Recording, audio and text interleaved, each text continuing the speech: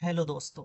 आज हम बात करने वाले हैं टीसीएस कैंपस हायरिंग के बारे में। अगर आप फाइनल ईयर के स्टूडेंट हैं और 2026 बैच से बिलोंग करते हैं तो ये वीडियो आपके लिए बहुत ही ज़्यादा इम्पोर्टेंट होने वाली है और आपको स्टेप बाय स्टेप बताऊंगा कि टीसीएस हायरिंग के प्रोसेस क्या होती है, एलिजिबिलिटी क्राइटेरिया क्या होता है और किस तरह आप इस गोल्डन अपॉर्चुनिटी को क्रैक कर सकते हैं। तो चलिए शुरू करते हैं। All student of 2026 batch of BTech, ME, MTech or all branches or MCA are informed that TCS will conduct campus recruitment drive as details given below.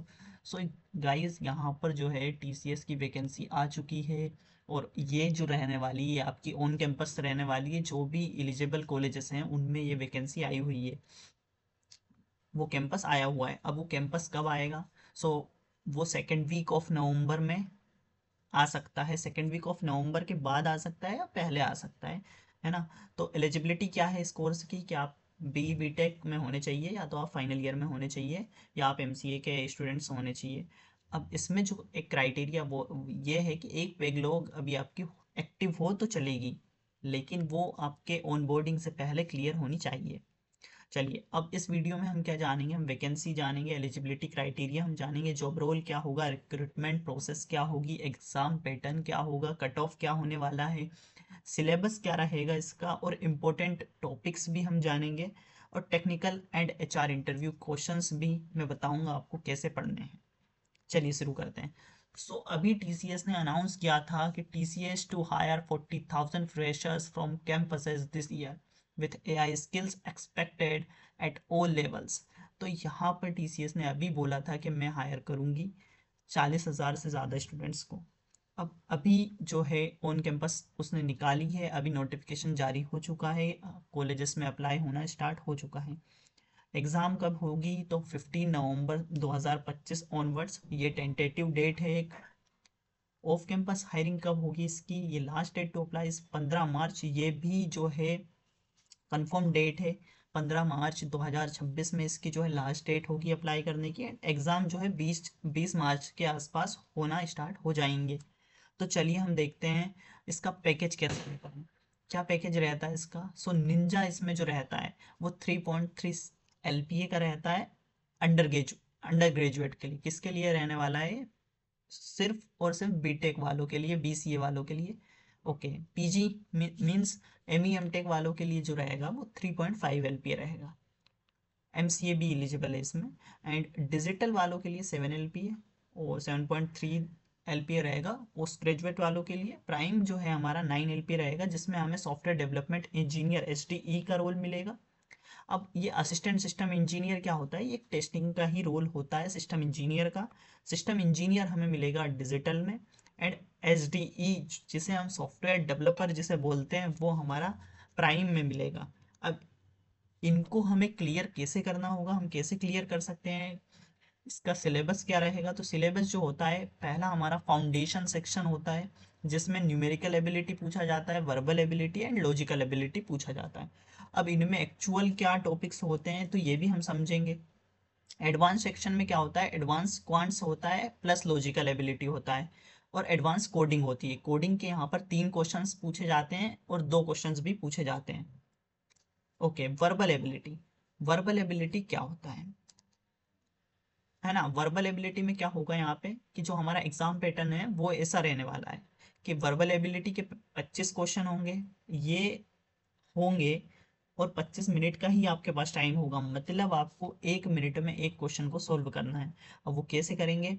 आपको इसमें स्पीड लानी होगी, आपको प्रैक्टिस डेली करनी होगी, तब जाके ये आपका 25 मिनट में 25 क्वेश्चंस जो है पॉसिबल होंगे। कट ऑफ की बात भी मैं करूंगा कितना यहाँ पे कट ऑफ जाता है।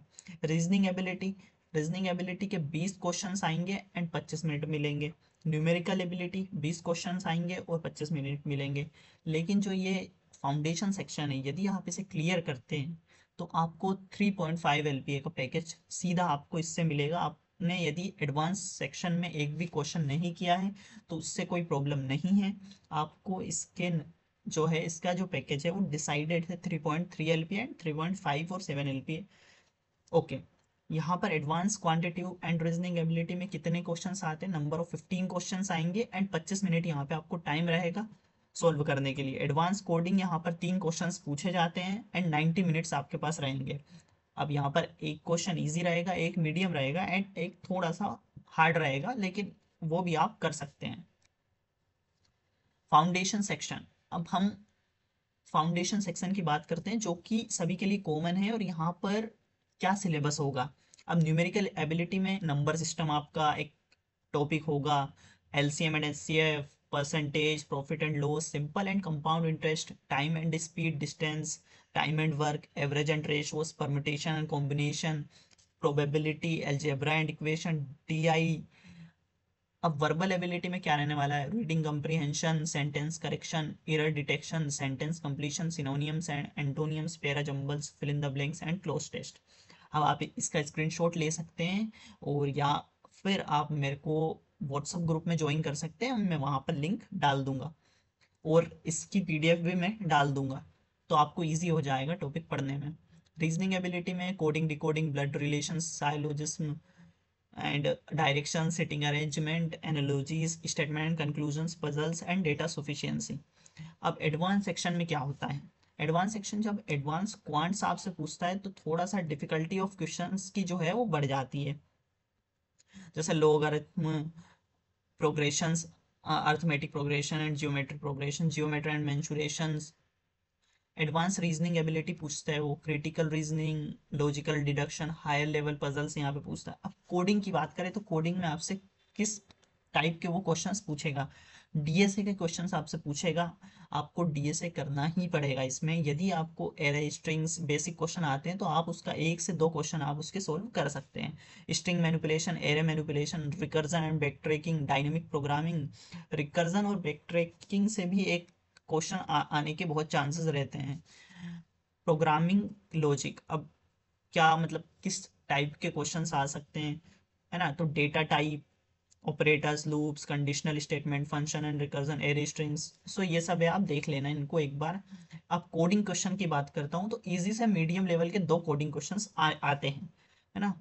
अब उसमें array, string, recursion, dynamic programming and graphs, ये सब के क्वेश्चंस वो पूछे जाते हैं। अब वो लैंग्वेज क्या क्या अलो करता है, सी, सी प्लस प्लस, जावा और पाइथन में आप कोड को लिख सकते हो।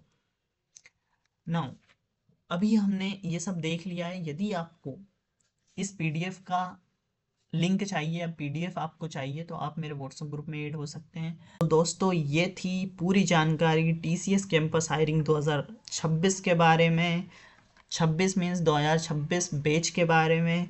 अगर आपको ये वीडियो हेल्पफुल लगी हो तो इस वीडियो को लाइक करें और शेयर करें और चैनल को सब्सक्राइब करना ना भूलें ताकि आपको फ्यूचर अपडेट्स और प्लेसमेंट्स टिप्स सबसे पहले मिले। बेस्ट ऑफ लक आपकी प्रिपरेशन और करियर जर्नी के लिए। मिलते हैं अगली वीडियो में। Thank you.